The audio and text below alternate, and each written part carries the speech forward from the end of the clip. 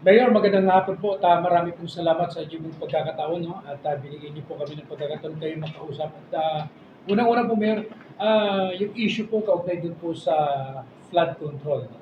Yung issue po ng problema sa quarrying. Itong kapitbahay niya, Infanta, ay nagpasa sila sa PMRB ng stoppage order para ma-stop yung quarrying. Dito po naman po sa part ng General Nakar, ano po ang status sa part po ninyo? Sa akin po, yung mga nagkukuwari dito, hindi ko lang binigyan ng permit. Kasi nakakaporohisyo. Na in the sense na kung mapapansin natin, sa tabi sila nagkukuhan, naghuhukay. Lumalabas yung mga sheet pile. So, hindi nasunod sa regulasyon. And besides, hindi nila sinusunod yung kanilang kinukunan ng kung saan talaga ang kanilang kuwari. Kaya pina-stop ko lahat. At wala sila pating kalsada na dadaanan. Kasi mga pede road kami rito, hindi naman pwedeng dumaan ng 10-wheeler. Kaya pinagbawal ko lahat na 10-wheeler na dadaan sa mga pede road, masisira. Hinto naman sila lahat. Kumusta po response sila? Talagang sila dito? Wala sila magawa eh. Batas yun eh. Hindi naman sila pwedeng dumaan sa mga pede road, masisira ang aming kalsada. Yung aming mga tulay, kahoy, hindi naman pwedeng daanan ng 10-wheeler na may karga. Bawal din yun. Hindi po ba kayo natatakot kung sakali meron kayong mga, alam na, pagka mga negosyante na galit? Ako naman negosyante rin, alam ko namang maunawaan nila ang katuwiran. Usually naman ang negosyante, mga nag-aaral din eh. And besides, kung ikaw ay may takot, huwag kang manungkulan. Marami kang masasagasaan pag nagpatupad ka ng tama. May masasagasaan ka, may magagalit, hindi lahat mapapagbigyan mo. Pero, huwag kang manungkulan kung ikaw matatakot. Doon sa mga barangays po natin, paano po nagagawa ng paraan ng mga local government unit yung mga details? Sa parte po ng local government, ako po ay maipagmamalaki ko rin naman na ongoing po yung aking kalsada hanggang Umiray. Actually, kung hindi lang po nag-uulan, na naipangako ko sa aking mga kababayan, itong end ng December tapos na. It so happen po nitong buong December at saka before pa December, maulan na. Pero ganun pa man, ako po ay ilang kilometers na lang sa Umiray. Actually, nakalagpas na ako ng Gindan, Sitio Gindan, Barangay Kanaway, and then along shoreline po ang aking ginagawa ng kalsada. Hindi do sa highway na ginagawa nila. Talagang tabing dagat po ang ginagawa ko. Ganun din dito sa may papuntang Ilaya, ongoing po yung aking rehabilitation ng kalsada.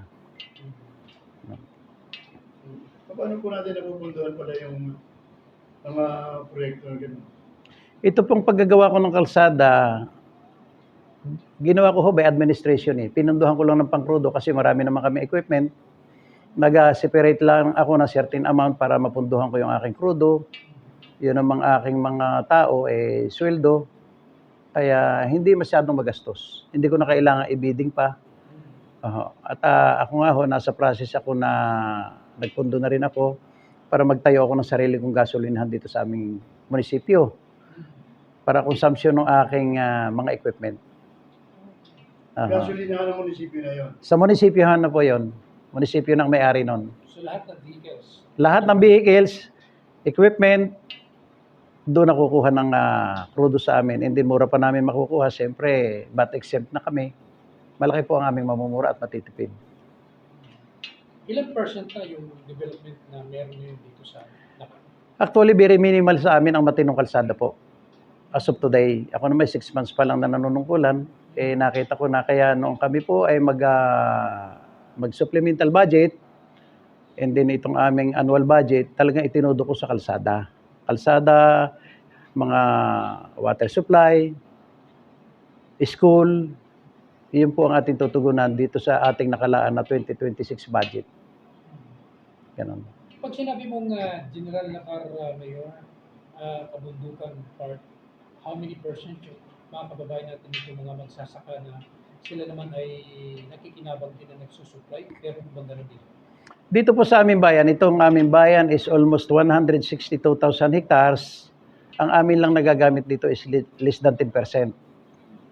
Kaya yung less than 10% na yon, yung iba pa is mga delinquent. Kaya nasa pag-uusap ho namin ng League of Municipality na aming hinihiling kay Governor na yung mga delinquent taxpayer, i-auction na ng provincial governor, ng provincial treasurer para hindi nagsisipagbayad kasi ng mga taxes nila, yung mga obligation. Kaya yun po ang aming pagtitibayan. So, auction, hindi amnesty. May amnesty tayo up to July and then pag natapos ng July at still hindi pa rin nagbabayad, reasonably na i-auction na yung mga property na hindi nagbabayad ng tax. Ang may karapatan lang ho niya since na tayo municipality is the provincial treasurer. Kung tayo ay city treasurer. Ganun ang pagkaalam ko ho. Yung mga ganun po ba, Mayor, hindi na kailangan yung mga ordinansa bago, kasi alam ko sa ibang lugar, sa mga lungsod, no? Pag nag-explore sila ng mga lupa, ay kailangan mayroong ordinansa ang suporta mula doon sa munisipyo o kaya sa City Hall. Opo, tama naman po yun. Lalapatan natin ng mga kaukulang dokumento. At hindi naman natin na pwedeng i-auction yan nang hindi nasa tamang proseso. Yun po ang ating gagawin. Itatama natin. Pero tuloy-tuloy yung panawagan po ninyo. Tuloy-tuloy po yun. At yung amnesty natin is up to July. Yung pagbabayad nga ho namin ng kahit sa mga business tax, amin pa pong nag-usap na kami ng aking treasurer, extend natin. Kasi yung ating terrain, baka hindi makaya, hindi mahit nila yung deadline. So, may plano po kami at sa pag-uusap na namin na yung aming mga tao dito sa munisipyo, ilalabas para doon sa mga pagbabayad ng buwis. Amin na pong nai-announce yan sa barangay kung kailan kami darating para kumpleto po yung darating natin sa barangay para maningil ng mga buwis para hindi mahirapan yung ating mga kababayan. Pero sa education program natin, yung in-implement natin sa edukasyon. Sa education program po natin, nung pag-upo pa lang po natin, palibasa kaibigan natin yung chairman at ang presidente ng NQCI, nakapaglagay po tayo ng scholar dyan sa college na 511. Tuloy-tuloy na po yun. 14,500 per student. Yung iba naman na hindi umaabot na tuition. Suma total, lahat po ng taga-general na college na nag-aaral sa NQCI, pinabayaran po ng ating gobyerno. Walang pili yun. Wala kaming maintaining grade. Basta po sila nag-enroll, not necessarily mag-apply dito o makausap namin, hindi ho kailangan. Mag-enroll lang sila sa NQCI, may understanding na kami na lahat yun ay babayaran ko. Kung sila man ay nag-down payment doon, bawiin nila yung kanilang i-down kasi i-refund nila kasi binayaran ko sila. Basta taga-nakar. Basta taga-nakar. Walang endorsement. Walang endorsement po. Mag-enroll na lang sila direkto. Hassle pa yun eh. Zero balance. Zero balance. Walang palakasan. Walang palakasan po provided na huwag kang magbabagsak kahit isang subject. Patatanggal kita. At ito pong susunod na semester, isa sa requirement ko, bawat estudyante kailangan magturo sa kanilang komunidad. Kung saan sila umuuwing barangay, magturo sila sa mga eskwela na elementary, turuan nilang bumasa at sumulat. Kailangan makomply nila yung aming gagawing guidelines na number of hours na makapagturo sila sa kanilang community para makatulong naman. Yun ang kanilang parang pinaka-ganti doon sa tulong na ginagawa ng gobyerno sa kanila. Mayor, doon sa senior citizens benefits, ano po yung enjoy ng ating mga senior citizen ngayon? Sa senior citizen ho, amin na hong inumpisahan at amin ang naibigay. Yung amin local pension, lahat binigyan namin ng tigpa 500. Monthly na po yon, batas na yon. And then kada birthday, may tigpa 500 sila sa amin. Lahat po yon, lahat na local. Yung mga hindi ho na pension sa SSS, binibigyan namin. SSS, DSS. Lagi pong nag-update yung mga records po ninyo sa senior citizens. Yes po, updated naman. Updated naman. Pero yung pong batayan pala ng listahan sa OSCA, halimbawa, sabi, kasi ang binabanggit, dapat may mga tayo muna para madagdagan ng kung makasama sa listahan. Hindi naman po ako naniniwala doon. Hindi naman ako naniniwala doon. Dito sa amin, may bilang kami ng senior citizen namin, siguro hindi lang na-perfect ang execution, pero wala namang batas pong ganun. Kaya nasa local government na rin, kung paano itatama. Baka may pagkukulang din ng local government. yung lalo yung USCA, seksyon, o baka i-revisit natin at baka may mga pagkukulang din. Hindi naman po pwedeng lagi nating isisi sa national. Wala namang ganoon. Ginawa ng matatalinong tao eh. Pero para sa inyo, dito sa inyo sa local, pare-revisit nyo yung Yes po, nasa process kami na nire-revisit namin. And then itong susunod nga po, nabigyan na namin yung aming senior citizen, yung aking BHW, binigyan ko na ng tig 2,000 monthly. Continuous na po yung batas na yon. Yung aking mga BNS, nutrition, nabigyan ko na rin ng tig 2,000 monthly. Regardless kung anong length of service nila. Yung aking daycare worker, binigyan ko ng tig 4,000 monthly. Batas na rin po yon. And then next week, bibigyan namin yung aming tanod at saka yung aming PWD. Binigyan ko rin po yan monthly. Yan. Kumusta Mayor ang public safety dito sa bayan po dito? Kami po ako po nagtayo ng isang section na yung dating task force. Ginawa po namin na Public Order and Safety Office. Ngayon, akin lang pong ipapasok sa Monday. Patitibayin namin yung aming yung power ng aking Public and Safety Officer. And besides, i-revisit namin yung mga ordinances kung kailangan i-upgrade, magkaroon ng amendment para doon sa mga penalties para ma-serve namin ng maayos yung magiging tungkulin ng mga Public Order and Safety Officer namin. Katulad po yung mga may nagsisipag-alaga ng baboy. Ilang notices na po ang binibigay ng aming sanitary inspector, hindi pa rin nagko-comply. So ngayon po, sa tulong po ng ating mga safety officers, mag-i-issue na lang sila ng mga citation ticket na meron tayo dito sa ating bayan. And then after several issuance ng citation ticket at hindi nag-comply, hindi nagbayad, iakit na natin sa husgado. Okay. Mhm. So next, ang hakbang yan, next is order na. Kung ano pong ipag-utos ng husgado. But definitely, kailangan magbayad sila ng penalties nila. How much? Yun po ang aming pinag-aaralan ngayon, yung mga ordinances na yun, mga local ordinances na kailangan ay ma-revisit namin para ma-amend yung kailangan i-amend.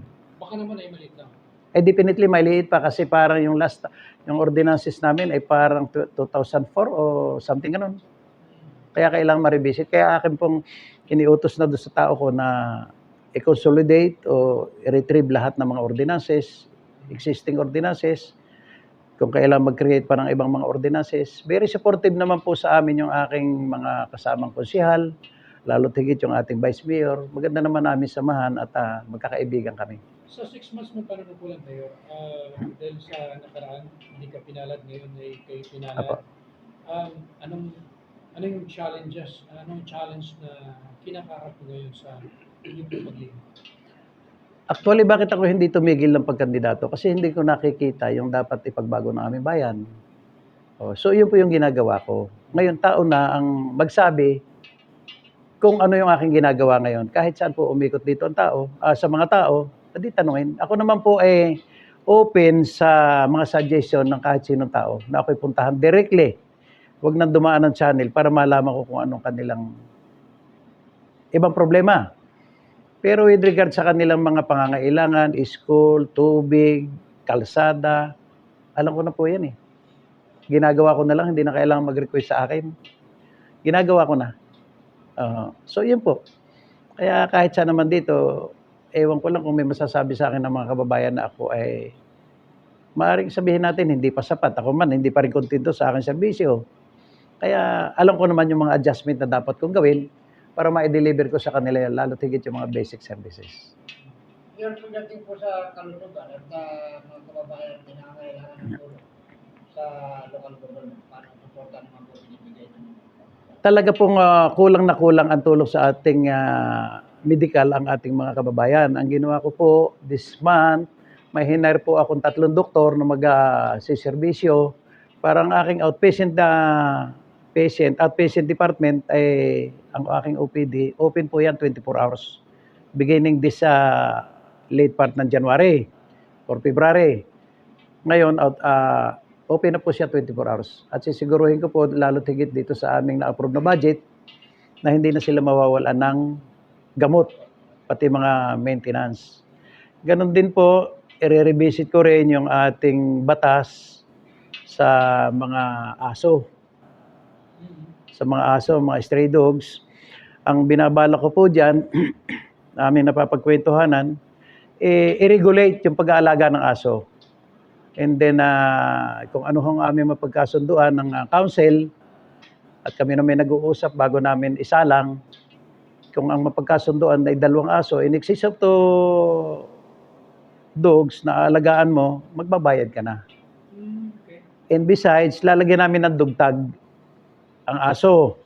Ang laman ng dugtag is kung ayan ay vaccinated, may tag siya. Kung wala. Kung wala, di wala yung tag na yon. Walang tag. Oo. Ayun. Provided by the LGU. LGU. Imamasid namin yung campaign dyan. Kasi, malaki rin po ang million din ang aming ginagastos dyan. So, kaysa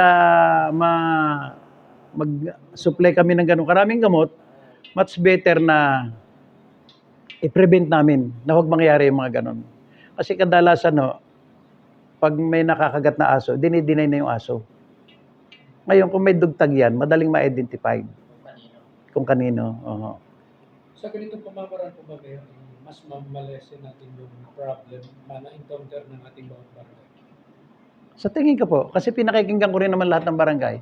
At ang magandang nga ho nito, although ang aking konsyal, no, ako ay kumandidato, ang tumama lang sa aking konsyal ay isa. Ang nakakatuwa naman po, lahat kaibigan ko. Lahat sila nagpupunta rito, kung ano yung mga executive agenda ko, kung nasa departamento nila, kung nasa committee nila, sila na mismo nagpapasok. Nakakatuwa ho. Magagaling. In fairness to sa aking mga konsyal at saka lalo tigit sa ating Vice Mayor. Very cooperative. Yun na lang, Mayor, siguro. Ano yung pangunahin, pinagkakakitaan ng nakal? Kami po, pagsasaka, paghahayupan, yan, isda, yan po ang aming mga pinagkakakitaan. Walang iba namang po pwede rito, kaya yun ang dapat palakasin namin. Kaya ako'y natutuwa at binigyan naman ako ng NIA ng project para magawa yung aming irigasyon. Okay. Panawagan niyo po, Mayor, sa inyo po mga kababayan. May hihit ako sa Ay, pag-ibig sa sa mga Update lang, Mayor, dun sa multi-party monitoring at kumusta po yung koordinasyon sa project proponent ng Kaliwadang project kasi sa ayaw natin sa gusto at pag ginusto ng gobyerno tuloy. So, kumusta po ang mga koordinasyon sa mga ayon involved? Tama naman po yun. At kami may mga pagme-meeting din. Actually, nakipag-meeting din ako kay Secretary John Vic Remulla, ilang beses na. May mga instruction din po. Basta sa kanya naman yung tama lang. Pakikipag-meeting ko rin po kay Administrator Bobby Cleopas. At sa katunayan nga po, ako binigyan dito ng project na water system worth 200 million na water system iyon ng 9 barangays. Kaya very supportive naman din po sila. Ako naman po kung ano ang tinatakda ng batas, doon lang po ako, basta legal. Pagdating po dun sa mga IPs na apektado po ng proyekto, basta naman. Sila naman po ay may mga program talagang ginawa dyan at coordinated naman sila sa mga ahensya. Sa tingin ko naman po natutugunan. At sa katunayan, may representative dito sila, yung ating IPMR, meron din sa probinsya. At sana sa hanay nila ma-resolve. Of course, hindi natin mapiperfect, pero lahat yan ay maayos naman ho yan. At ako naman ay very willing na makipag-coordinate sa kanila. Actually, bibigyan ko nga sila ng opisina rito kung sino italaga nila para madali yung koordinasyon. Lalo tigiti sa development nila. Yung home purpose, nasabihan ko na isang araw na kami ay may 36 na pamayanan. Sana yun ang ikutin nyo. Para mawala yung ating issue na minsan may nabibigyan kayo na may mga kaya. Ikutin mo yung 36 na pamayanan. Sabi ko, huwag niyong papuntahin sa isang lugar yung mga IPs. Dahil hindi nila kakayanin, wala silang pamasahe. Pangkain nga hirap. Ako ay suggest, puntahan nyo sila sa kanilang pamayanan. Kung yung 36 na pamayanan, puntahan nyo. At yung mga yan ay hindi umaalis doon. So, yun po ang instruction ko sa kanila. Panawagan na lang. Mayor, panawagan niyo po sa mga kababayan. Ang panawagan ko po sa aking mga kababayan, mga taga-Nakarin, at tayo po magtulong-tulong sa ikagaganda, ikatatahimik ng ating bayan. Kung may mga problema po, lumapit po kayo sa akin direkta.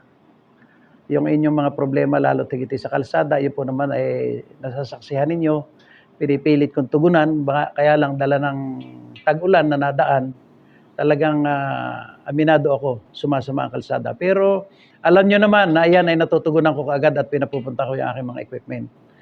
Ngayon, sa iba pong problema, ipaalam nyo lang po sa akin at iparating nyo kung ano yung problema.